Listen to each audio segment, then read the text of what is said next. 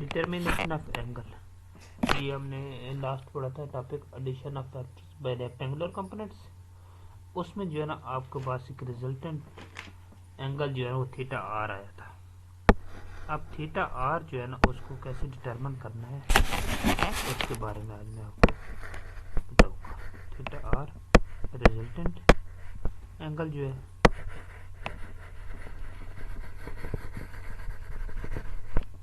Resultant angle,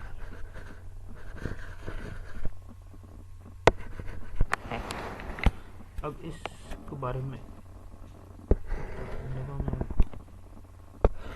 आपको coordinate होते हैं, कार्टेशियन कोऑर्डिनेट्स को ज़ाहिर करने के लिए। अब इस हॉरिजॉन्टल साइड पे एक्स एक्सिस होता है, वर्टिकल साइड पे वाई एक्सिस होता है। इसका जो उल्ट होता है वो एक्स बार और वाई के अलावा जो होता है वाई बार होता है। अब यहाँ पे हमने रिजल्टेंट की बात की तो ये आर एक्स, ये आर वाई। अब यहाँ पे आएगा तो इस तरह से माइनस आर वाई और ये माइनस आर एक्स बन गया।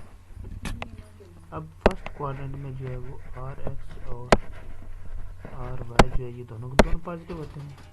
सेकंड में आर एक्स जो है वो नेगेटिव होता है और आर वाई जो है वो पॉजिटिव होता है। थर्ड में दोनों एक्स और वाई जो है कंपोनेंट जो है वो नेगेटिव होते हैं, तो यहाँ पे आर एक्स जो है वो भी नेगेटिव हो जाएगा और आर वाई जो है वो भी नेगेटिव होगा। इसमें आर एक्स पॉजिटिव है ये क्वाड्रेंट और आर वाई जो है वो नेगेटिव होगा। अब इसमें एंगल को कैसे मूव करना है उसके बारे में बताता हूँ।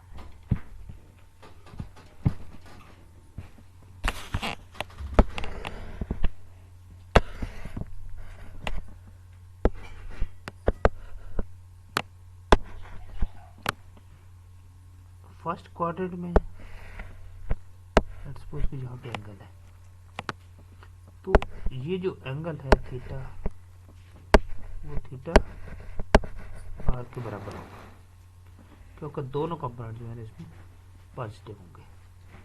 अगर यहाँ पे एंगल आपका यहाँ पे आता है तो इसमें जो है आपका यहाँ से स्टार्ट करेंगे तो यहाँ से 180, तो ये एंगल जो है ना आपका दिया जाएगा 180 माइनस थीटा,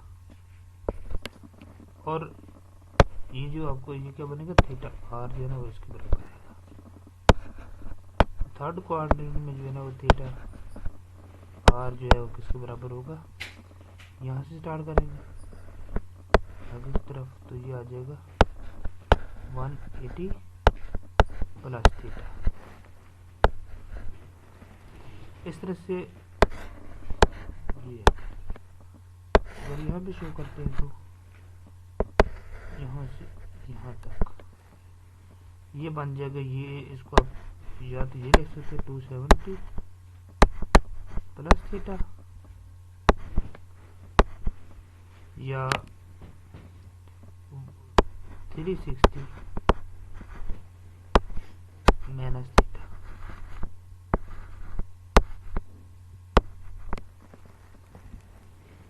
क्योंकि ये 360 यहाँ तक आ जाएगा और इसमें माइनस कर देंगे जो भी यहाँ पे भी एंगल होगा 360 माइनस थीटा आ जाएगा। होपफुली आप गए होंगे कि रिजल्टेंट एंगल जो है ना वो कैसे फाइंड करेंगे। Thank you. अगर कोई क्वेश्चन है तो पूछ सकते हैं।